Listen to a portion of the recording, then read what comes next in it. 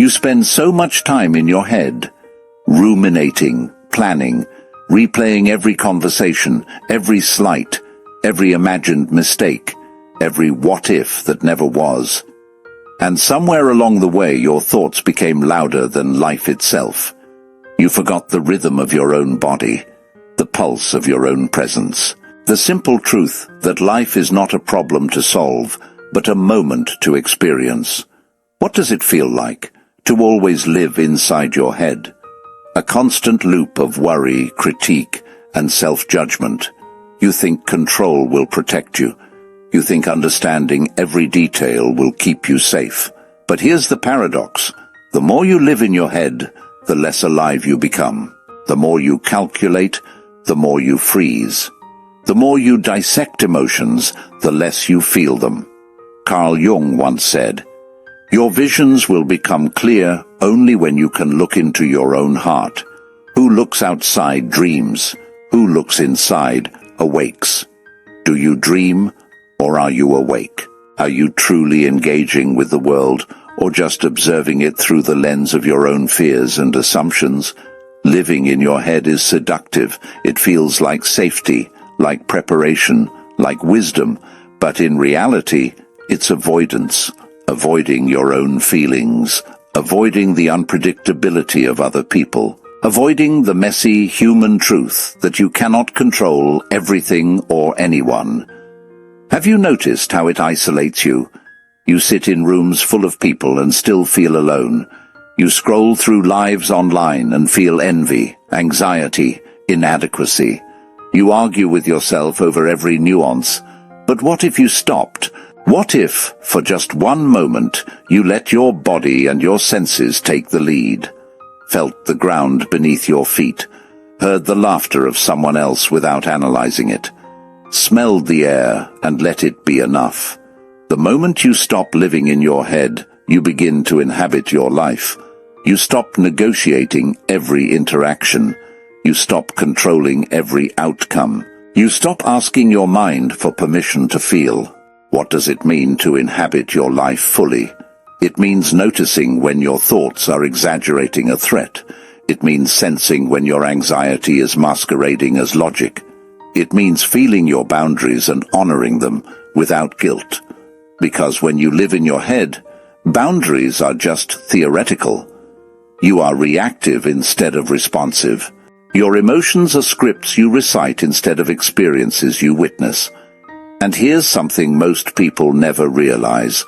You cannot master your relationships without mastering your own mind first.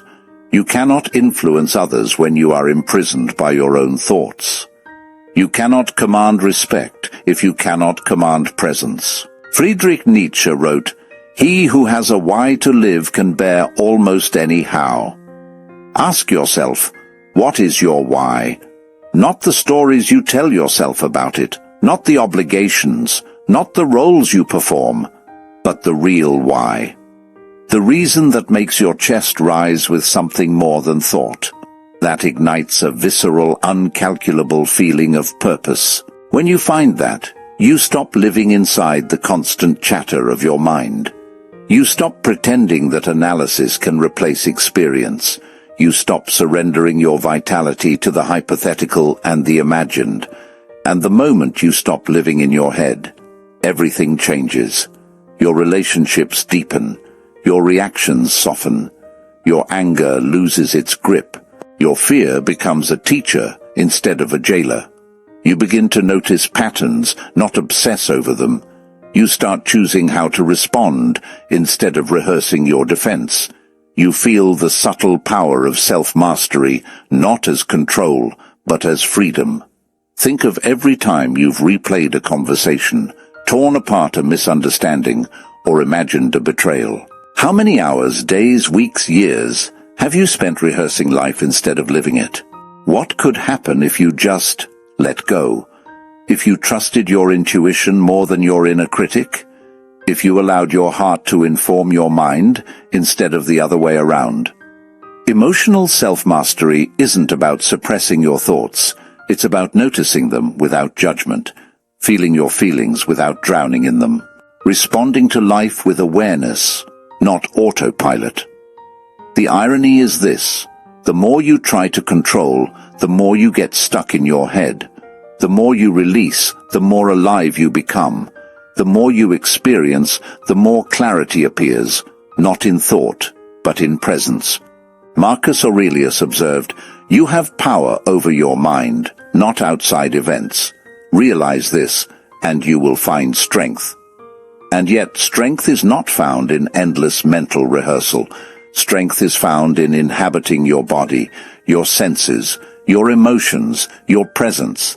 It's found in the spaces between thought and action, in the pauses, the breaths, the felt moments you can't plan. So notice the habits that keep you in your head. Notice the triggers that make your mind spiral. Notice the voices, internal, external, that demand your attention. Then ask yourself, am I observing life or hiding from it? Because the moment you stop hiding, everything changes. The eyes that were clouded with worry now see subtlety. The heart that was tight with fear now moves with ease. The mind that was trapped in loops now serves you instead of owning you. And here's a deeper truth. Life is never about escaping thought. It's about using thought wisely, about stepping out of the storm in your head long enough to feel, to breathe, to connect. The moment you stop living in your head, you stop defending, you stop reacting, you stop replaying old dramas, you stop rehearsing yourself for a life you've already imagined. Instead, you begin to respond, not perfectly, not always correctly, but authentically, with presence, with courage. And presence is magnetic. People notice, energy shifts, connections deepen. Even your own body long ignored feels relief. Your chest lifts, your shoulders drop, your voice steadies, you inhabit yourself. You realize the paradox. The more you stop controlling, the more control you gain. The more you stop predicting, the more clarity appears. The more you stop thinking, the more alive you feel. This is the power that living in your head never gives you. This is the transformation that occurs when thought serves life, rather than life serving thought. So I ask you again, are you awake or just dreaming inside your mind? Are you truly present or merely a spectator of your own life? Because there is a profound difference between living in the world and living in your head about it. So now, I ask you to pause. Take a deep breath. Notice where your thoughts are pulling you into the past, the future, the what-ifs. And then, choose to step out of your head, feel your feet on the ground, feel your chest rise and fall. Listen to the world without judgment. Start small, one moment at a time.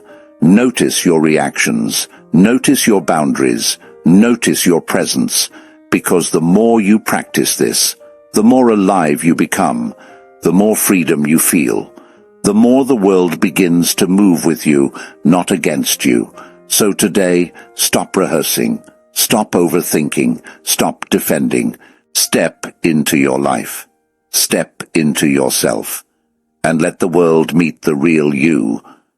Are you ready to live, not just in your mind, but in your life?